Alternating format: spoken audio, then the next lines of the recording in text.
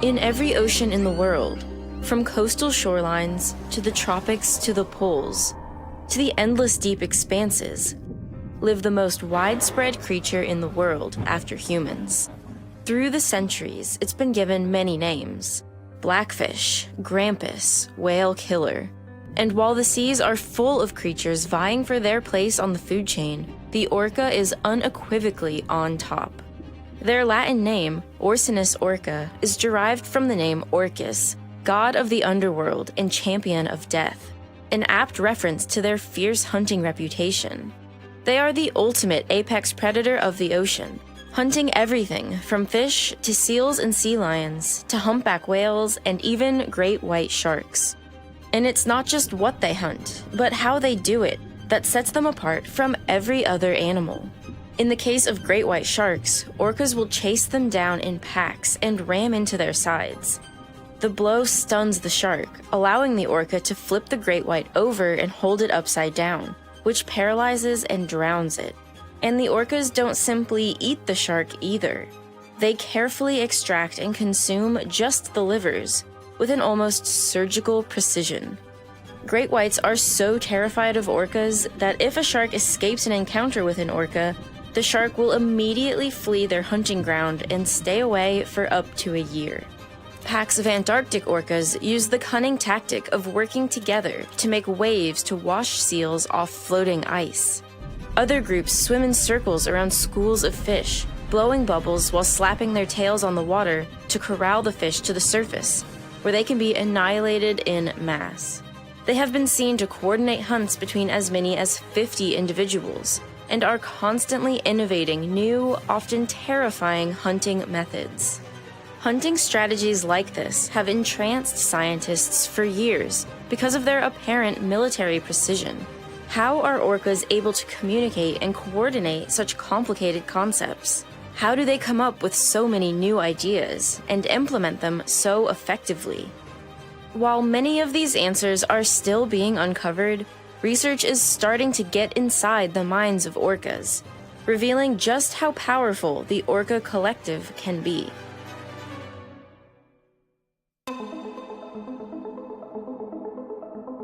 Though often called killer whales, orcas are more specifically in the dolphin family, of which it is the largest member. Today, they are the apex predator of the sea, but their evolutionary story didn't always take place there.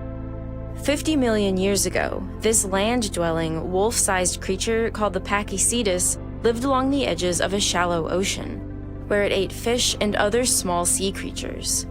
Over the next 8 million years, some of its lineage slowly ventured more and more to sea, exploiting more ocean resources and trading its legs for flippers. Remnants of today's whales' land-dwelling origins can be found in their front flippers, where there are arm, wrist, and finger bones, and in their vestigial pelvic bone, a bone which serves no purpose today, but is simply a leftover from when they had hind legs. Today, orcas are one of the most recognizable animals in the ocean, with their distinct black and white coloring and immense size. Males can reach over 9 meters long and weigh up to 10 metric tons, about the size and weight of a school bus. And they can propel their huge bodies through the water at a ridiculously fast clip.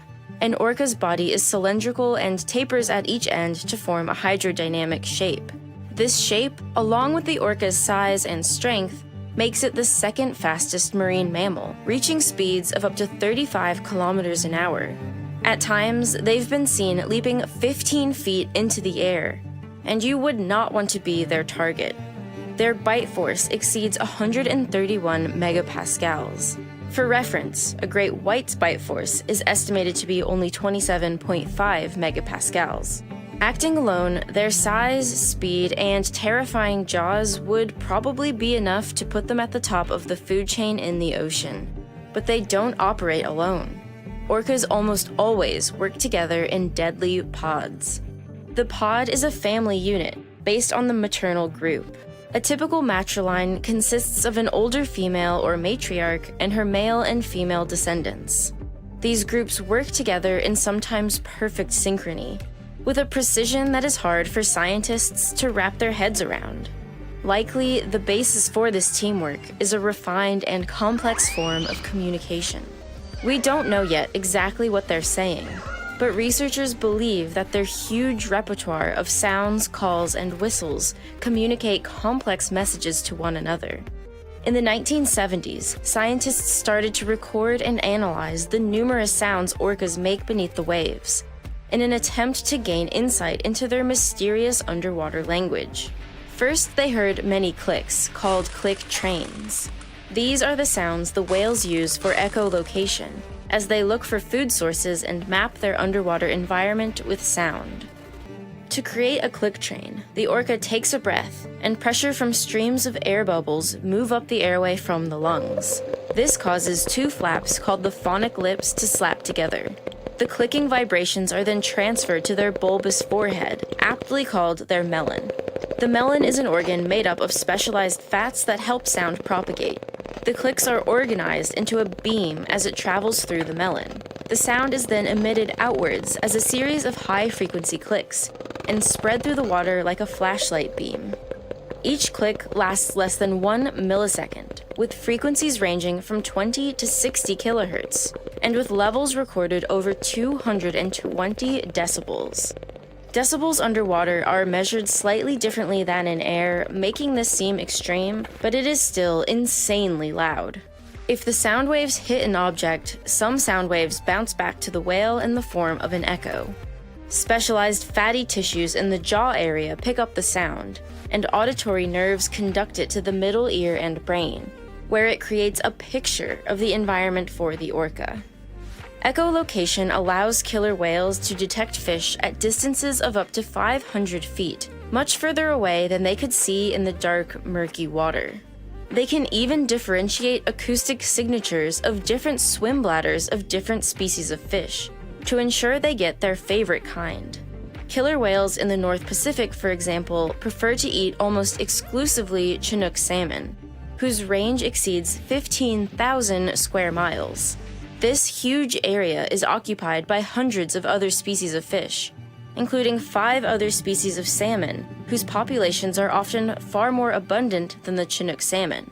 But yet, the orcas can pinpoint and hunt down just the fish they want. Their echolocation is astoundingly precise. Next, researchers focused in on a different sound the orcas were making: whistles. Whistles are high-pitched, show a high degree of directionality, and are highly modulated, and as a result, they don't carry far underwater. Whistles are narrow-band tones with no or few harmonic components, at frequencies typically between 1.5 and 18 kilohertz, and durations up to 12 seconds. They can even extend into the ultrasonic range, with frequencies ranging up to 75 kilohertz in some populations. And because they don't travel far in water, scientists realized that these are the sounds the whales make when they want to have close-range, private communication with their podmates, which likely helps them coordinate certain attacks in relative secrecy. And then there are the orca calls, as loud as jet engines, that echo over many miles in the ocean. These pulsed calls are the most common vocalization of killer whales. They show sudden and pattern shifts in frequency, based on the pulse repetition rate, which is usually between 0.25 and 2 kilohertz. And what's surprising is that these vocalizations are not genetically predetermined. They are learned. When a calf is born, its first vocalizations are loud, high-pitched screams that bear no resemblance to the adult's calls. But eventually, calves learn which calls to make and under what circumstances. Scientists, however, have not yet learned the exact meaning of the orca language, but know that it's important for coordinating hunts. When orcas are working together during a herring hunt, for example, the sound underwater is off the charts. There are clicks, whistles, calls, sometimes with harmonic tones and tons of undulation. Because of its learned nature and complexity, scientists believe that there is potential for communication of complex specific information in calls, a true language being spoken. Researchers are processing hundreds of hours of audio data from tagged animals in an attempt to correlate the sounds to certain behaviors, to understand how exactly they communicate their hunts. Using artificial intelligence, scientists hope to one day be able to literally translate whale language into ours, perhaps even allowing us to converse with another species. Recently, an AI was developed that can translate one human language to another without help from a Rosetta Stone or key. Taking this one step further to decipher whale language may not be that far-fetched. Researchers are already working on training their AI to identify call types, find possible subunits, and detect recurring communication patterns.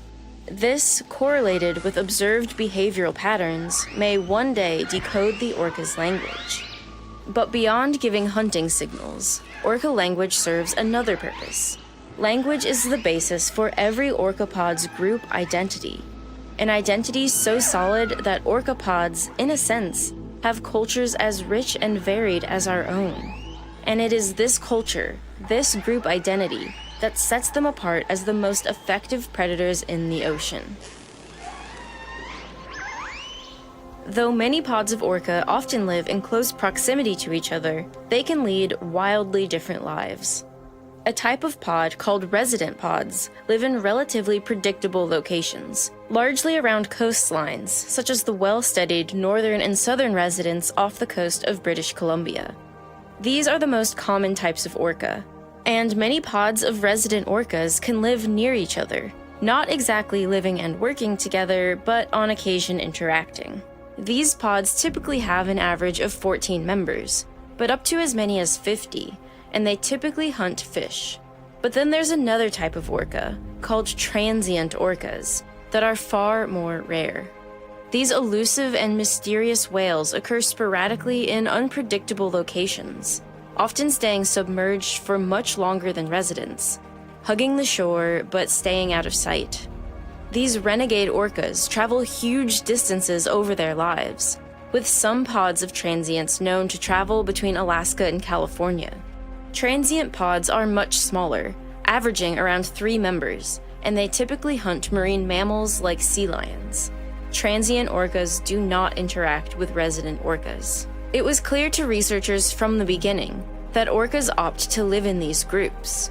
But just how distinct these pods were from one another wasn't revealed until the 1980s, when researchers, for the first time, began to listen more closely to the different orca conversations happening under the waves.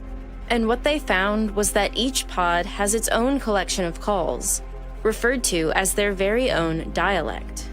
One group of resident orcas, for example, relied on calls that began with a low pulse rate burst, followed by a simultaneous narrowband tone, which begins at a frequency of 3 to 5 kilohertz and then increases to over 8 kilohertz.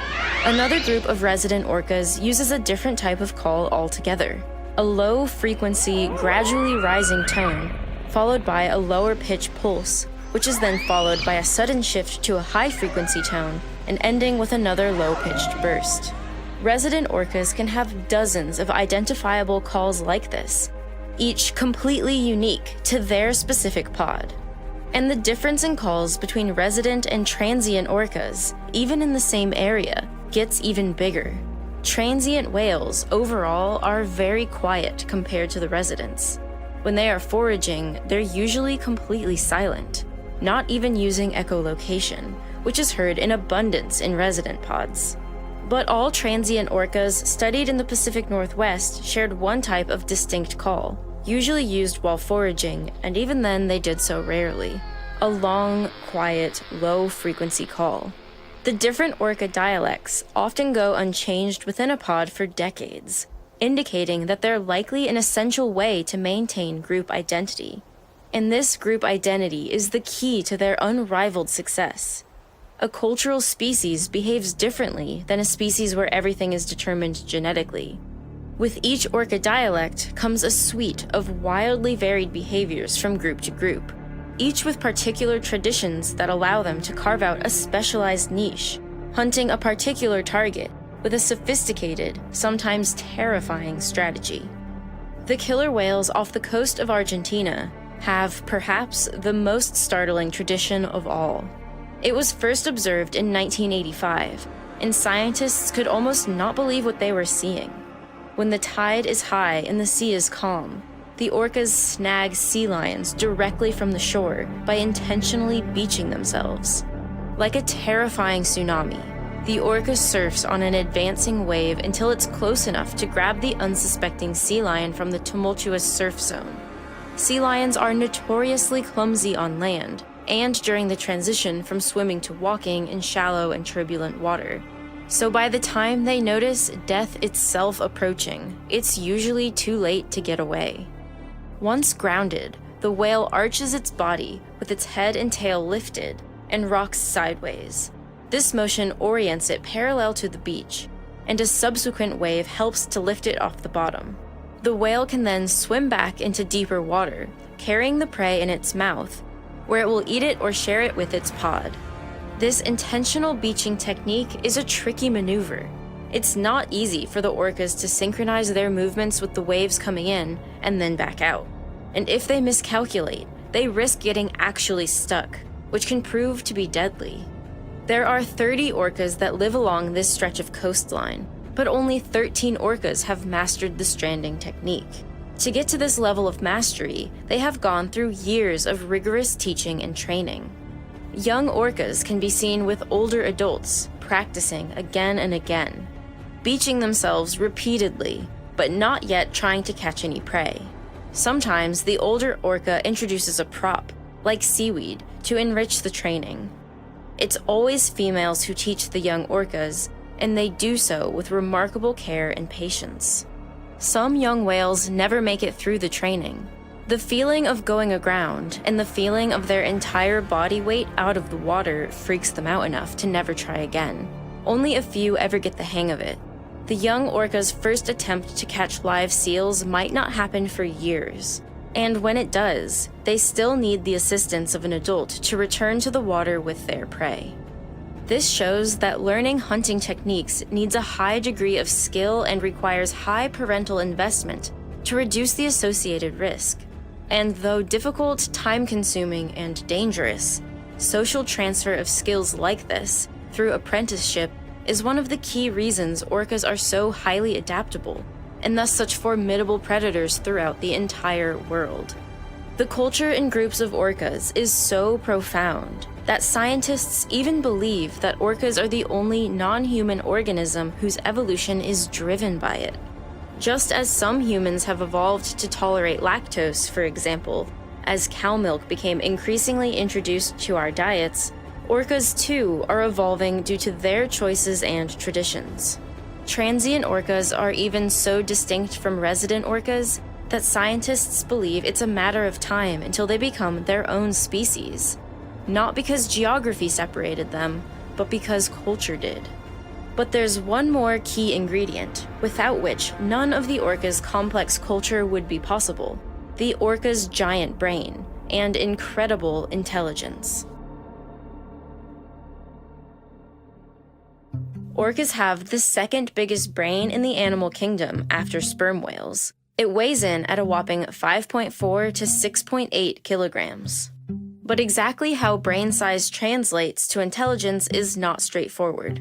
Scientists have found that while absolute size is important, its size relative to the body is more so.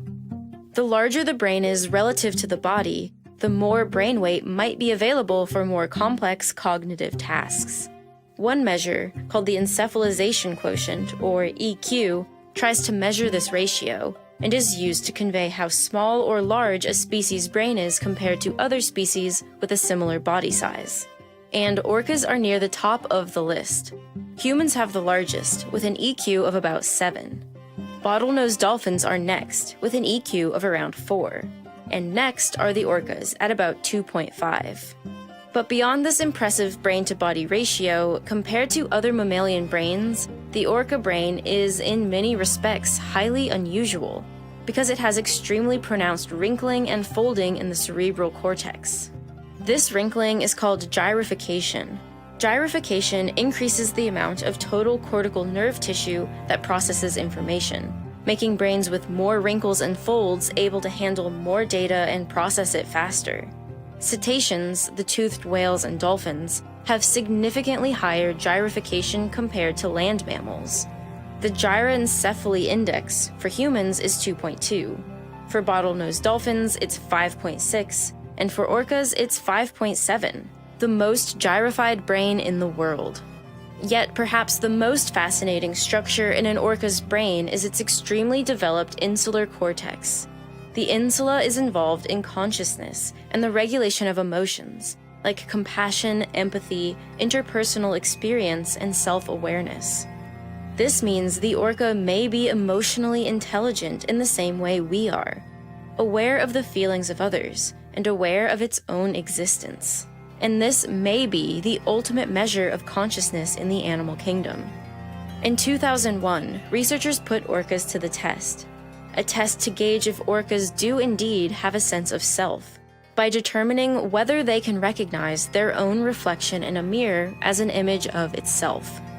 This was done surreptitiously by marking the black part of its rostrum with white ointment and the white part with a dark green ointment, and observing whether the animal reacts in a manner consistent with it being aware that the dye is located on its own body.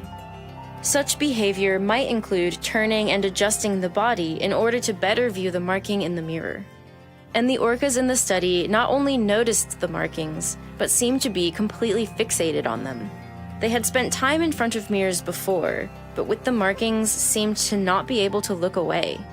They blew bubbles at their reflection, bobbed their head, and stuck their tongue out. And all these behaviors were unusually frequent and lasted longer than at any time before the markings were placed. While this is not necessarily a sign of consciousness as we know it, it is not unreasonable to think that the orca mind works a lot like ours, and that they are capable of high-level thinking and feeling, and can perceive the vast complexity of the world they live in. A highly intelligent, dominant social species, where the young are taught difficult lessons over many years, and where family takes care of each other, it's hard to not see a reflection of ourselves in them. Even though we diverged from the orcas many millions of years ago, they may be our closest counterpart in the way we both experience this world. The more we observe the orca world, the more the incredible complexity of their lives becomes clear to us. And at every turn, researchers seem to be discovering an orca behavior even more mind-blowing than the last. Recently, another orca behavior started to be revealed, and was also caught on film.